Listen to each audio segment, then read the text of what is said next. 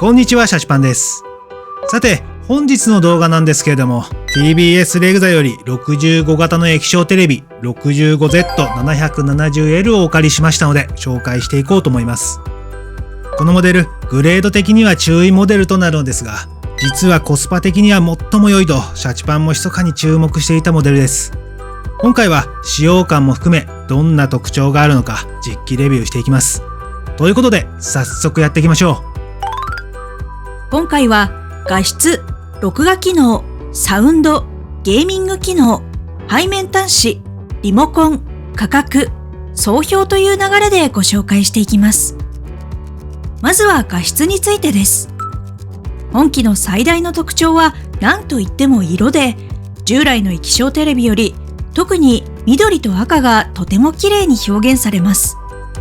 これは今年のモデルから新たに量子ドットシートというものが採用されているからです。量子ドットとは人間の髪の毛の太さの1万分の1ほどの大きさの人工結晶です。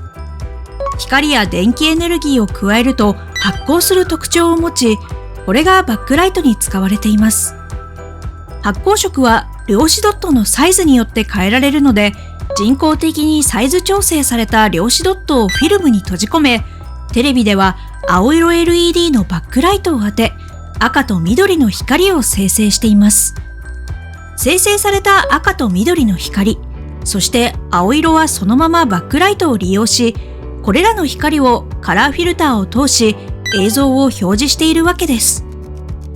特徴は何といっても色の純度の高さで、実際に発光スペクトルを測定してみても、このように特性に大きな差があります。スペクトルの見方は基準項である赤、緑、青のスペクトル幅が狭く、鋭く立ち上がっていることが性能の高さを表します。テレビでの色表現は赤、緑、青の3色を使って表現するので、この3原色がどれだけ純色に近いかが重要だからです。従来の液晶テレビでは赤や緑に混色が多く、原理上色の表現範囲は狭いですが、今回ご紹介するテレビは赤、緑、青すべての色が混色少なく純色に近いです。結果として豊かな色彩で自然に近いカラーを実現できるわけです。海外でも量子ドットシートの生み出すカラーは非常に好評ですし、テレビではハードウェアが進化する機会はなかなかないので、今年のモデルは大きな一歩を踏み出したと言えるでしょう。また、注意モデルという位置づけですが、映像を見ているとその明るさも目を引きます。それもそのはず、適当な白画像を作り、輝度計で明るさを測定してみると、1000ニート近い数値が出ました。これは従来の最上位クラス並みの明るさで、一般家庭で使用する上では十分なスペックです。量子ドットで色が良くなった代わりに明るさが暗くなったみたいなことはないでしょう。白は灰色っぽくならず、綺麗な白が表現され、金属のキラッと光るきらめきや瞳のキャッチライトなど、映像に迫力とリアリティが出ます。映像処理エンジンでは、レグザが得意な地デジの画質だけではなく、ネット動画の画質にも力を入れています。地デジは細かい絵柄のテクスチャーの部分は超解像処理を、ノイズの目立ちやすい平坦部はノイズリダクションをうまく使い分け、高画質化します。地デジ映像のテロップなど他社と比較してもノイズがかなり抑えられています。ネット動画では動画の特性に合わせてコントラストや精細感をアップ。さらに気になるノイズを抑制。低フレームレートコンテンツもフレーム保管し、滑らかに再生します。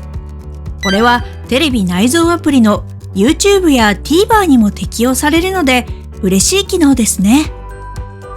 それから肌色にもこだわりを持っており、黒ずみや白飛びをはじめ、照明などの環境光によって不自然な色となってしまった肌の色をカラーシフトし、人のイメージする自然な肌色を再現します。今回ご紹介した補正処理は、メニューからオンオフがリアルタイムでできるので、効果が気になる方は量販店などでぜひ触ってみてください。いずれも従来からあったものですが、今年はこれらの機能が重点的に強化されたと考えて良さそうです。4K 映像、地デジ、ネット動画、ゲームなど一通り試しましたが、やはり色と明るさの表現が素晴らしく、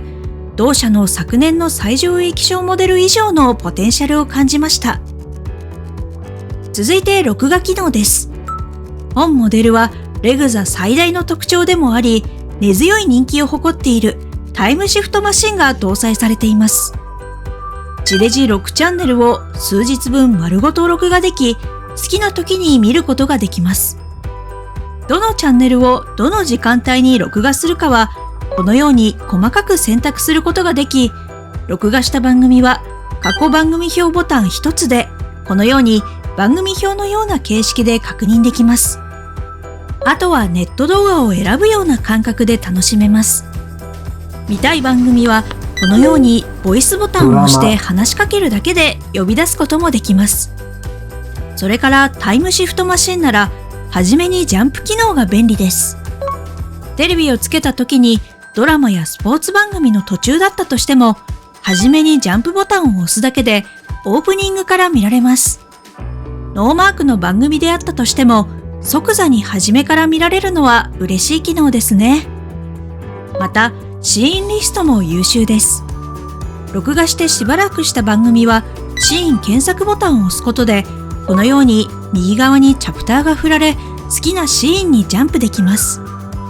実際に人が番組を見て内容を入力しているので、内容の精度は高く、非常に使いやすい機能です。未視聴の番組も先に内容を入力してくれているので、音楽番組で好きなアーティストが出ているシーンも簡単に探せますし、ニュース番組でもシーンの内容を確認しながら、見たいニュースの部分だけを見るという使い方ができます。シャチパン的にもこれはかなり便利に感じますね。さらに今年のモデルからは、プログレスバーにもシーンの切れ目が反映され、スキップボタンで簡単に飛ばすこともできるようになりました。また、再生ボタンを2度押しすることで 1.5 倍の早見再生にも対応しています。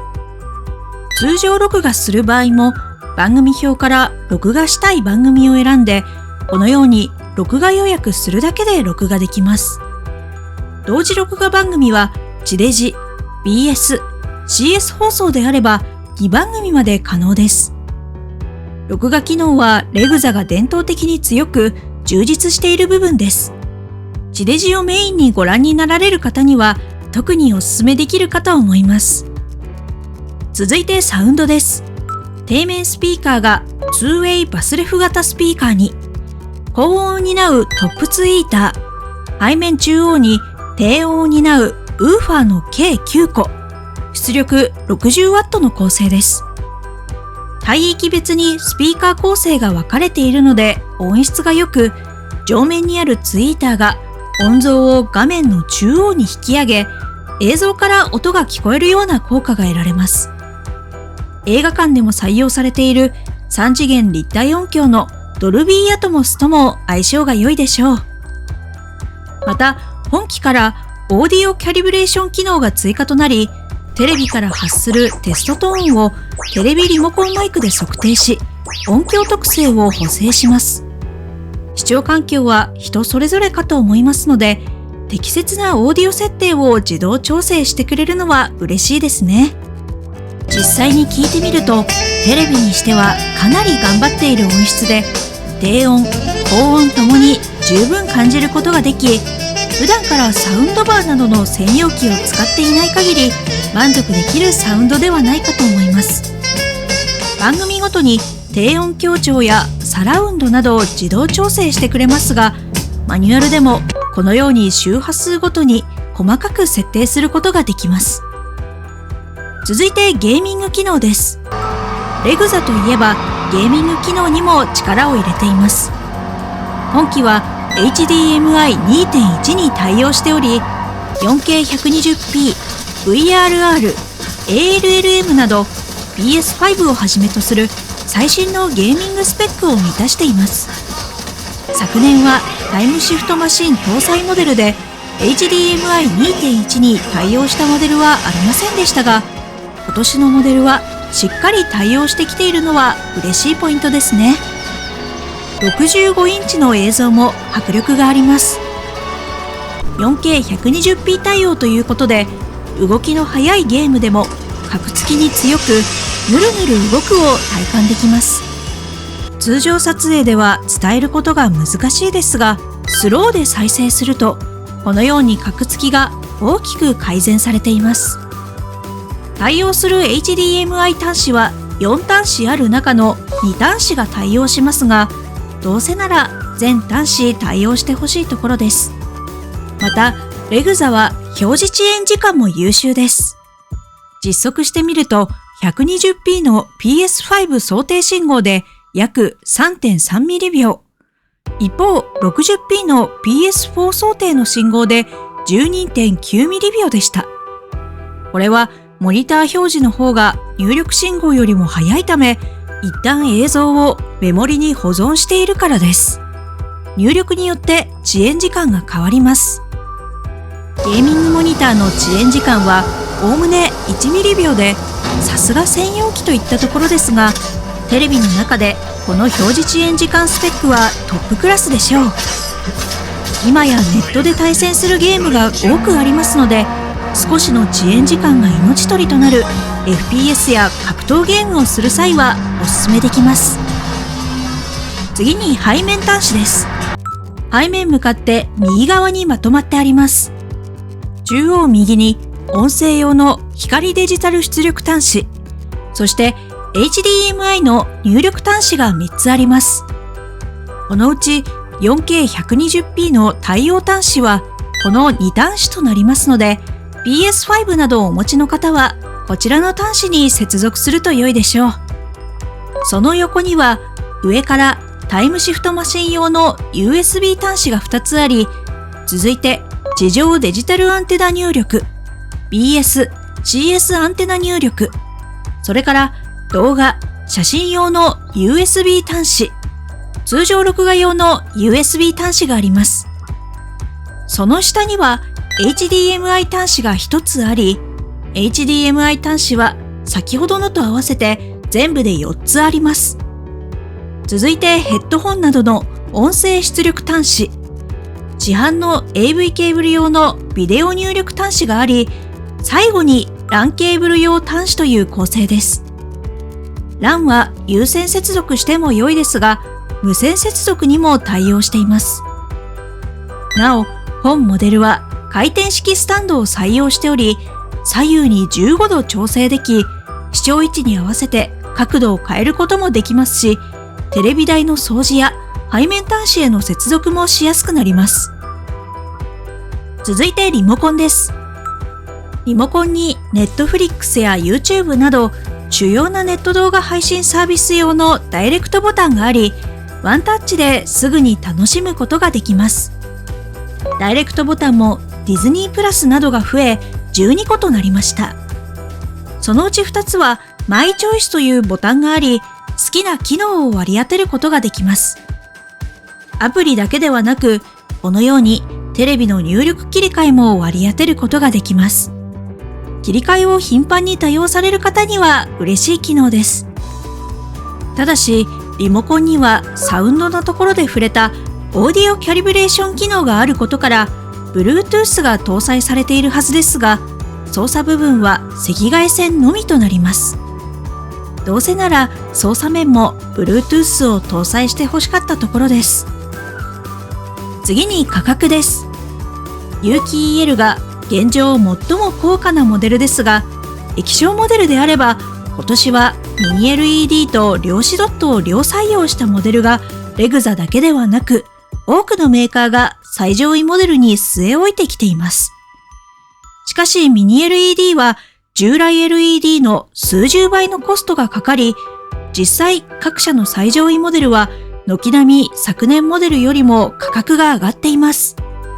画質にこだわりがある方であれば良いですが、そうでなければなかなかお勧めしづらいことも事実です。そんな中、優れた色表現が特徴な量子ドットのみを採用した本モデルは国内唯一のモデルであり、価格的にも現実的なラインとなる可能性は高いです。昨年の最上位モデルに近い価格設定となっている本モデルは、価格は抑えつつも今年の進化も体験したいという両取りしたい欲張りさんにぴったりなモデルであると思います。最後に総評です。本機は10位モデルという位置づけでありながら、画質スペック的には昨年の最上位モデルをも上回ります。今までのレグザは最上位モデルのみタイムシフトマシンを搭載してきましたが、本モデルにも搭載していることから、レグザ的にも本モデルは推していきたいという思いを感じます。ミニ LED を搭載した最上位モデルは価格的にもちょっと手を出しづらいけど、今年からの進化も体験したいなという方にはコスパもよく強くおすすめできます。実機を使ってみて、色だけではなく明るさ表現も優秀で、高画質なことは言うまでもなく、タイムシフトマシンをはじめとする録画機能や番組のシェアや欄を介したダビングなどリンク機能にも対応しており、従来のレグザらしさも備えている一品です。有機 EL と比較すると黒の表現や視野角は及びませんが、価格はその分お求めやすくなっておりますので、これからテレビを購入予定で本動画で魅力を感じた方はぜひ検討候補に加えてみてはいかがでしょうか。いいなこれ。ベイバンもそう思うか。そっか。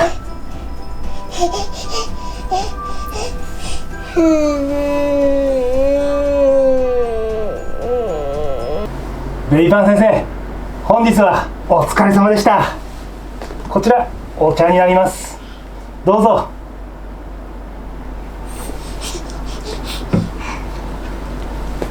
次回もまた何卒よろしくお願いしますね。